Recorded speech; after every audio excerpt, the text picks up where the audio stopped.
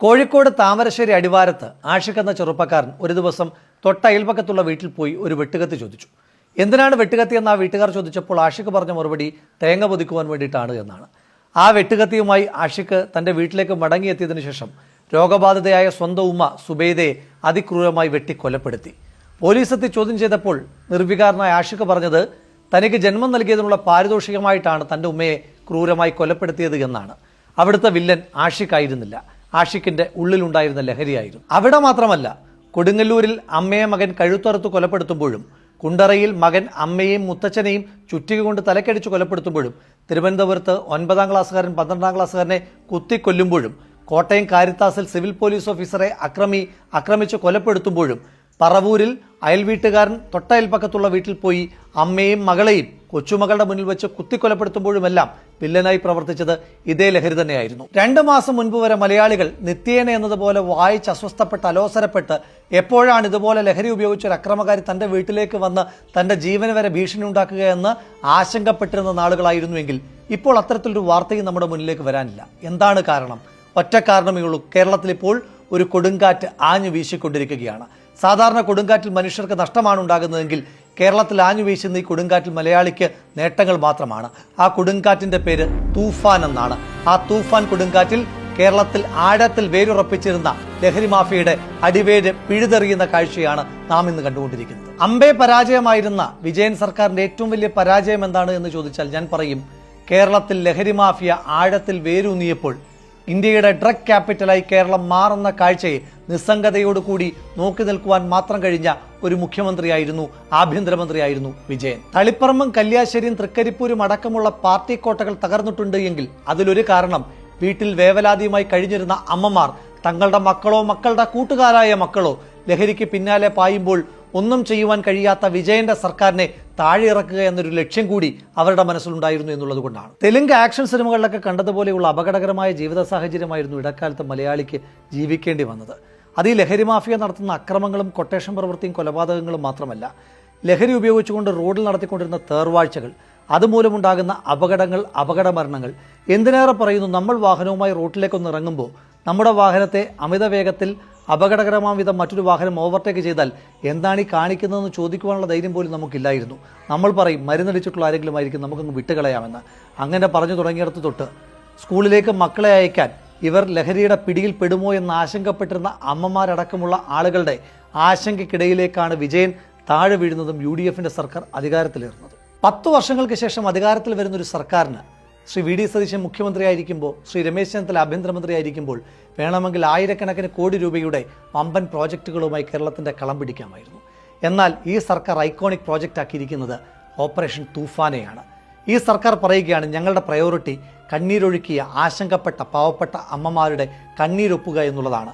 വഴിപിഴച്ചുപോയ യുവതലമുറയുടെ ഒരു വിഭാഗത്തെ ലഹരിയുടെ വഴിയിൽ നിന്ന് വിടുവിച്ച് നേർവഴിയിലേക്ക് കൊണ്ടുവരിക, നാളുകളിലെ കേരളത്തെ കെട്ടിപ്പിടുക്കുക എന്നുള്ളതാണ് എന്ന് ഉറക്കെ പ്രഖ്യാപിക്കുന്ന ഒരു മന്ത്രിസഭ.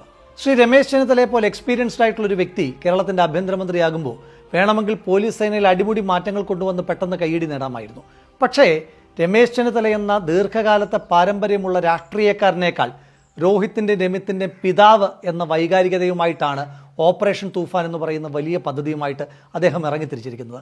മക്കളുള്ള മാതാപിതാക്കളുടെ ആശങ്ക എന്താണ് എന്ന് നല്ല ബോധ്യമുള്ള മനുഷ്യൻ കേരളത്തിലെ മുഴുവൻ മക്കളെയും സ്വന്തം മക്കളായി കണ്ട് അവരെ കാർന്നു നിന്നുകൊണ്ടിരിക്കുന്ന ഏറ്റവും വലിയ ക്യാൻസറിൽ നിന്ന് മോചിപ്പിക്കുവാനുള്ള ശ്രമത്തിൻ്റെ ഭാഗമായിട്ടാണ് ജൂൺ മാസം 2-ാം തീയതി കേരളത്തിൻ്റെ ഏറ്റവും പ്രിയങ്കരനായ മുഖ്യമന്ത്രി ശ്രീ VD സതീശൻ ഓപ്പറേഷൻ തൂഫാന് തുടക്കം കുറിച്ചത്.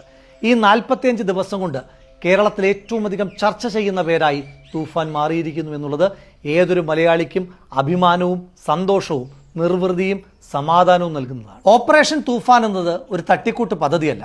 കൃത്യമായ പ്ലാനിങ്ങോടുകൂടി, പ്രൊഫഷണലിസത്തോടുകൂടി ശാസ്ത്രീയമായി തയ്യാറാക്കിയിരിക്കുന്ന ഒരു ഡ്രഗ് ഹണ്ടാണ്. 3 സ്റ്റേജായിട്ടാണ് തൂഫാൻ മുന്നോട്ട് പോകുന്നത്. ഒന്ന് തൂഫാൻ ഹണ്ട്, മറ്റൊന്ന് തൂഫാൻ കെയർ, മറ്റൊന്ന് തൂഫാൻ വാരിയേഴ്സ്. ഇതിൽ തൂഫാൻ ഹണ്ട് എന്ന് പറയുന്നത് IG പുട്ട വിമലാദിത്യയുടെ നേതൃത്വത്തിൽ നടക്കുന്ന യാതൊരുവിധമായ വിട്ടുവീഴ്ചയുമില്ലാത്ത ലഹരി വേട്ട തന്നെയാണ്. ഇതുവരെ 40 ദിവസം കൊണ്ട് ഏതാണ്ട് 7825 കേസുകളാണ് രജിസ്റ്റർ ചെയ്തിട്ടുള്ളത്. ഇതിൻ്റെ ഭാഗമായി ഏതാണ്ട് 10,000-ഓളം ആളുകളെ അറസ്റ്റ് ചെയ്യുകയും ചെയ്തിട്ടുണ്ട്. ഇതിൽ പിടിക്കപ്പെട്ടിട്ടുള്ള MDMAയുടെയും ഹാഷിഷ് ഓയിലിൻ്റെയും ഒക്കെ കിലോഗ്രാമിൻ്റെയും വെയിറ്റേജിനേക്കാൾ അപ്പുറം ഞാൻ വെയിറ്റ് നൽകുന്നത് ഇത് കേരളത്തിലേക്ക് കൊണ്ടുവന്നാൽ പിടിക്കപ്പെടുമെന്ന ബോധ്യത്തിൽ ആ കച്ചവടത്തിനുണ്ടായ വിലങ്ങുതടി തന്നെയാണ്. ഇപ്പോൾ ആ ലഹരി മാഫിയ വിചാരിക്കുന്നുണ്ടാകാം ഇതൊക്കെ തുടക്കത്തിൻ്റെതാണ് എന്ന്. നിങ്ങൾ കരുതിയിരിക്കുക, എപ്പോൾ നിങ്ങൾ കേരളത്തിലേക്ക് ചുവട് വെച്ചാലും അപ്പോൾ നിങ്ങളെ കൊടുക്കുവാൻ IG പുട്ട വിമലാദിത്യയുടെ നേതൃത്വത്തിലുള്ള വലിയ പോലീസ് സംഘം തയ്യാറായി നിൽക്കുകയാണ്. നാട്ടിലെ അറിയപ്പെടുന്ന കുടിയന്മാരെ പറ്റി വിവരം കിട്ടാൻ വലിയ പാടൊന്നുമില്ല. ഏതെങ്കിലും ഒരു ചായക്കടയിൽ പോയി ചോദിച്ചിട്ട് ഇവിടുത്തെ ഏറ്റവും പ്രധാനപ്പെട്ട പാമ്പുകൾ ആരൊക്കെയാണെന്ന് ചോദിച്ചാൽ അവർ തന്നെ വിവരം പറയും പ്രശ്നമുണ്ടാക്കുന്ന മുഴുവൻ പാമ്പുകളെ പറ്റി. പക്ഷേ ഈ ഡിസൈൻഡ് ഡ്രഗും സെൽഫ് ഡിസൈൻഡ് ഡ്രഗും സിന്തറ്റിക് ഡ്രഗും ഒക്കെ ഉപയോഗിക്കുന്ന ആളുകളുടെ അവസ്ഥ അങ്ങനെയല്ല. അവർ പൊതുവെ ഇൻട്രോവേർട്ടുകളോ അത്ര സോഷ്യലൈസ് ചെയ്യപ്പെടാത്തവരോ ഒക്കെ ആയിരിക്കാം. അപ്പോൾ അവരെ പറ്റിയിട്ടുള്ള വിവരം കിട്ടുക ഏറ്റവും അവരോട് ക്ലോസ്ഡ് ആയിട്ടുള്ള ഒരു സർക്യൂട്ടിന് മാത്രമാണ്. അവിടെ ശ്രീ രമേശ് ചെന്നിത്തല മറ്റൊരു കാര്യം പറയുന്നുണ്ട്. ഇതിൻ്റെ കൺസ്യൂമേഴ്സ് ആയിട്ടുള്ള ആളുകൾ നിങ്ങൾ ക്രൈമിൻ്റെ ഭാഗമല്ല, നിങ്ങൾ യഥാർത്ഥത്തിൽ ഇതിൻ്റെ വിക്ടിംസാണ്. അതുകൊണ്ട് നിങ്ങളെ പറ്റിയിട്ടുള്ള വിവരങ്ങൾ ഞങ്ങൾക്ക് ലഭിച്ചാൽ നിങ്ങളെ ചികിത്സിച്ച് ഭേദപ്പെടുത്തുവാൻ ഈ സർക്കാർ തയ്യാറാണ്. അവിടെയാണ് തൂഫാൻ വാരിയേഴ്സും തൂഫാൻ കെയറും പ്രവർത്തിക്കുന്നത്. മാധ്യമപ്രവർത്തകർ, എഴുത്തുകാർ, സാംസ്കാരിക നായകർ, പോലീസ് ഉദ്യോഗസ്ഥർ, അധ്യാപകർ എന്ന് തുടങ്ങി വീട്ടിലിരിക്കുന്ന അച്ഛനും അമ്മയും വരെ തൂഫാൻ വാരിയേഴ്സായി മാറുമ്പോൾ ഈ ലഹരി മാഫിയെ നമുക്ക് മുഴുവനായി പിടിച്ചെടുക്കുവാൻ കഴിയുമെന്നുള്ള കാര്യത്തിൽ എനിക്ക് തർക്കമൊന്നുമില്ല. പ്രിയപ്പെട്ട അമ്മമാരോട്, സഹോദരിമാരോട്, കൂടപ്പിറപ്പുകളോട്, കൂട്ടുകാരോട്, നിങ്ങളുടെ പരിചയത്തിൽ, നിങ്ങളുടെ സൗഹൃദത്തിൽ, നിങ്ങളുടെ രക്തബന്ധത്തിൽ ലഹരി ഉപയോഗിക്കുന്ന ഒരാളെങ്കിലും ഉണ്ട് എങ്കിൽ അവരോട് നിങ്ങൾക്ക് ചെയ്യാവുന്ന ഏറ്റവും വലിയ സഹായം ആ വിവരം എത്രയും പെട്ടെന്ന് തൂഫാൻ സംഘത്തെ അറിയിക്കുക എന്നുള്ളതാണ്. അതുവഴി അവരെ പിടിച്ചിരിക്കുന്ന ആ ലഹരി സംഘത്തെ നമുക്ക് പിടികൂടി നിയമത്തിന് മുന്നിൽ കൊണ്ടുവരാൻ കഴിയും. ഒപ്പം ശ്രീ രമേശ് ചെന്നിത്തല സൂചിപ്പിച്ചതുപോലെ തൂഫാൻ കെയറിൻ്റെ ഭാഗമായി അവരെ വിക്ടിമുകളായി കണ്ട് അവർക്കാവശ്യമായിട്ടുള്ള ചികിത്സ കേരളത്തിലെ ഏറ്റവും പ്രധാനപ്പെട്ട സ്വകാര്യ ആശുപത്രികളിലടക്കം തൂഫാൻ കെയറിൻ്റെ ഭാഗമായിട്ട് സജ്ജീകരിച്ചിട്ടുണ്ട്.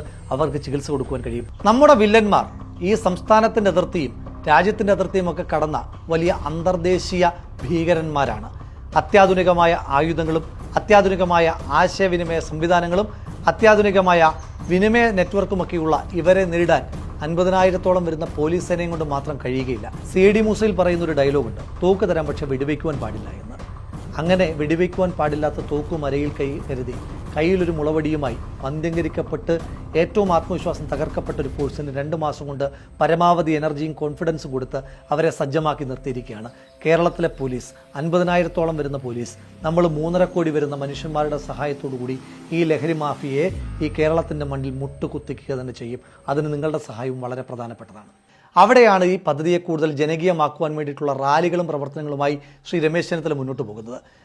പെരുമ്പാവൂരിൽ ശ്രീ രമേശ് ചെന്നിത്തല തൂഫാൻ റാലി നടത്തിയപ്പോൾ കുറേയേറെ ആളുകൾ പരിഹസിച്ചു. പിന്നെ ആഭ്യന്തരമന്ത്രി ഇങ്ങനെ റാലി നടത്തിയാൽ ഈ ലഹരി മാഫിയെല്ലാം ഓടി ഒളിക്കുവാൻ പോവുകയല്ലേ എന്ന്. ഏത് പെരുമ്പാവൂരിനെ പറ്റിയിട്ടാണ് പറയുന്നത്? ഈ പെരുമ്പാവൂരായിരുന്നു കേരളത്തിൻ്റെ ഇടക്കാലത്തെ ഡ്രഗ് ഗോഡൗൺ എന്ന് പറയുന്നത്.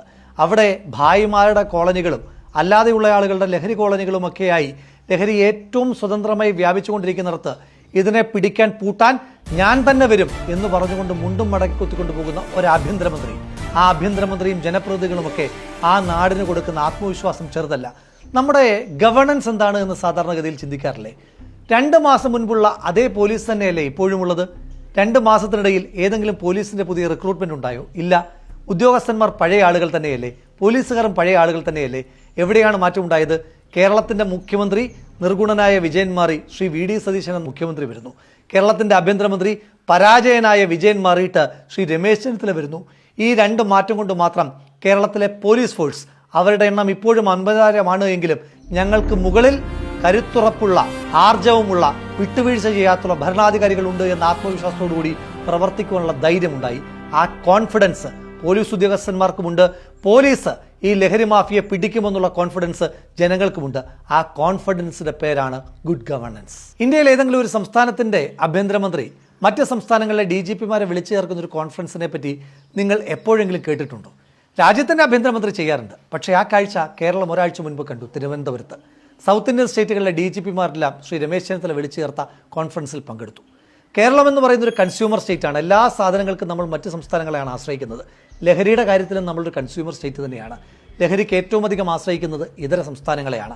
അവിടെയാണ് അന്തർ സംസ്ഥാന ലഹരി വേട്ട അനിവാര്യമാകുന്നത്. അതിന് ശ്രീ രമേശ് ചെന്നിത്തല മുന്നിട്ടിറങ്ങി മറ്റ് സംസ്ഥാനങ്ങളെ അലർട്ടാക്കി, മറ്റ് സംസ്ഥാനങ്ങളിലെ മുഖ്യമന്ത്രിമാരെ കണ്ട് കേരളത്തിൻ്റെ അതിർത്തികളിൽ ഇപ്പോൾ മറ്റ് സംസ്ഥാനങ്ങളിലെ സേനകളുമായി ചേർന്ന് അതിശക്തമായ കാവലാണ്.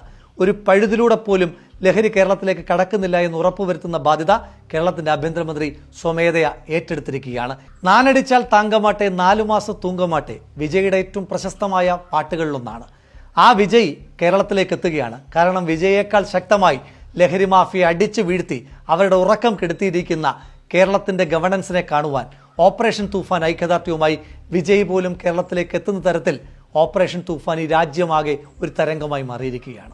സൊമാറ്റോന്നും സ്വിഗ്ഗിന്നും ഒക്കെ പറയുമ്പോൾ അതത്ര പരിചിതമല്ലാത്ത ശ്രീ രമേശ് ചെന്നിത്തലയ്ക്ക് ഒരുപക്ഷെ നാക്കുപിഴവ് ഉണ്ടായേക്കാം. മോഹഭംഗപ്പെട്ടിരിക്കുന്ന വിജയൻ സേനയ്ക്ക് ആ നാക്കുപിഴവിനെ പരിഹസിക്കാം. പക്ഷേ സൊമാറ്റോയും സ്വിഗ്ഗിയും ഒക്കെ വഴി നടന്നുകൊണ്ടിരുന്ന ഓൺലൈൻ ഡെലിവറി ഡ്രഗ് പെഡലിംഗ് കേരളത്തിൽ നടക്കുന്നില്ല എന്നുള്ള കാര്യത്തിൽ പിഴവുകൾ വരാതിരിക്കുവാൻ കേരളത്തിൻ്റെ ആഭ്യന്തരമന്ത്രി ശ്രദ്ധിച്ചതുകൊണ്ട് അത്തരം ഡ്രഗ് കാറ്റലിംഗ് ഇപ്പോൾ കേരളത്തിൽ നടക്കുന്നില്ല എന്നുള്ളത് നിങ്ങൾ പ്രത്യേകമായി ശ്രദ്ധിക്കേണ്ടതായിട്ടുണ്ട്. വിജയന്റെ കാലത്ത് ലഹരിവേട്ടയ്ക്ക് വേണ്ടി തുടങ്ങിയിരുന്ന ഡാൻസ് ഓഫ് സംഘം, തിരുവനന്തപുരത്തെ ഡാൻസ് ഓഫ് സംഘം തന്നെ ലഹരി മാഫിയയ്ക്ക് വിവരങ്ങൾ കൊടുക്കുന്നു, ലഹരി മാഫിയയുടെ ഏജന്റുമാരായി പ്രവർത്തിക്കുന്നുവെന്ന് കോടതി പറഞ്ഞതിൻ്റെ പേരിൽ പിരിച്ചുവിട്ടടത്തുമെന്ന് ഇന്ന് ആത്മാഭിമാനത്തോടെ കേരളത്തിലെ പോലീസ് സേന ചാടി എഴുന്നേറ്റ് ഉയർന്ന് പ്രവർത്തിക്കുകയാണ്. കേരളത്തിൻ്റെ ക്യാൻസറായി മാറിയിരുന്ന ലഹരിക്കെതിരായിട്ടുള്ള ഏറ്റവും ശക്തമായ ലേസർ ട്രീറ്റ്മെൻറ്റുകളുമായി. ഓപ്പറേഷൻ തൂഫാൻ എന്നത് ഒരു വലിയ സമരമാണ്, ഒരു വലിയ പോരാട്ടമാണ്, ഒരു വലിയ യുദ്ധമാണ്.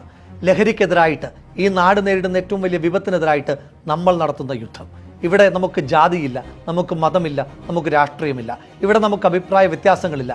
നമുക്ക് അഭിപ്രായ വ്യത്യാസമുള്ളത് നമ്മുടെ തലമുറകളെ ലഹരിക്കടിപ്പെടുത്തുവാൻ വേണ്ടി കടന്നു വരുന്ന ലഹരി മാഫിയോട് മാത്രമാണ്. ചുണ്ടിൽ നിന്ന് ചുണ്ടിലേക്ക് നീളുന്ന ലഹരിയുടെ പുകക്കൊഴികളെ നമുക്ക് വലിച്ചെറിയേണ്ടതായിട്ടുണ്ട്. നമ്മുടെ ശരീരത്തിൻ്റെ ഉള്ളിലേക്ക് കുത്തിയിറക്കുന്ന ലഹരിയുടെ സിറിഞ്ചുകളെ നമ്മൾ വലിച്ചെറിയുക തന്നെ ചെയ്യും. നമ്മുടെ സ്കൂൾ മുറ്റങ്ങളെ ലഹരി വിമുക്തമാക്കും. പാലത്തിനടിയിൽ ലഹരിയുടെ പുകച്ചുരുളുകൾ കണ്ടാൽ നമ്മൾ അവരെ നിയമത്തിന് മുന്നിൽ കൊണ്ടുവരിക തന്നെ ചെയ്യും. നമ്മുടെ കളിക്കളങ്ങൾ സജീവമാകേണ്ടതായിട്ടുണ്ട്. ചലച്ചിത്ര പ്രവർത്തകരും സാംസ്കാരിക നായകന്മാരും കഥയെഴുത്തുകാരും കവിത എഴുതുന്നവരുമെല്ലാം ഒരുമിച്ച് നിന്ന് നടത്തുന്ന പോരാട്ടം, നമ്മുടെ നാട്ടിലെ കർഷകനും തൊഴിലാളിയും ഒരുമിച്ച് നിന്ന് നടത്തുന്ന പോരാട്ടം, നമ്മുടെ നാട്ടിലെ എല്ലാ രാഷ്ട്രീയ അഭിപ്രായ വ്യത്യാസങ്ങൾക്കിടയിലും എല്ലാ രാഷ്ട്രീയ സംഘടനക്കാരും ഒരുമിച്ച് നടത്തുന്ന പോരാട്ടം.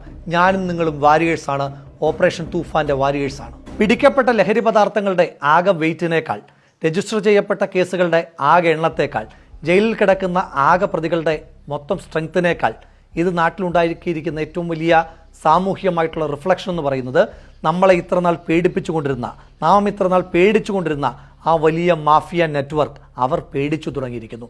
അതാണ് ഇതിൻ്റെ ഏറ്റവും വലിയ സോഷ്യൽ ഇമ്പാക്റ്റ്. തൂഫാന്റെ ബ്രാൻഡ് അംബാസഡറായ ലാലേട്ടൻ സ്ക്രീനിൽ പറഞ്ഞിട്ടുള്ളതുപോലെ, എന്നെ പരിചയമുള്ളവരോട് ഞാൻ പറഞ്ഞിട്ടുണ്ട്, narcotics is A dirty business എന്ന് പറയുന്ന ആ ഡയലോഗ് ഓഫ് സ്ക്രീനിൽ ശ്രീ രമേശ് ചെന്നിത്തല മുണ്ടും മടക്കി കുത്തി പറയുകയാണ്. എന്നെ അറിയുന്നവരോടും അറിയാത്തവരോടുമായി ഞാൻ പറയുന്നു, narcotics is A dirty business. നിങ്ങളത് ചെയ്താൽ നിങ്ങൾ കുടുങ്ങും, നിങ്ങൾ ജയിലിൽ പോയി കിടക്കും എന്നുള്ള കാര്യത്തിൽ ഒരു തർക്കവും വേണ്ട എന്ന് നിശ്ചയദാർഢ്യത്തോടു കൂടി പറയുന്ന ഒരു ആഭ്യന്തരമന്ത്രി. History tells us, powerful people comes from powerful places.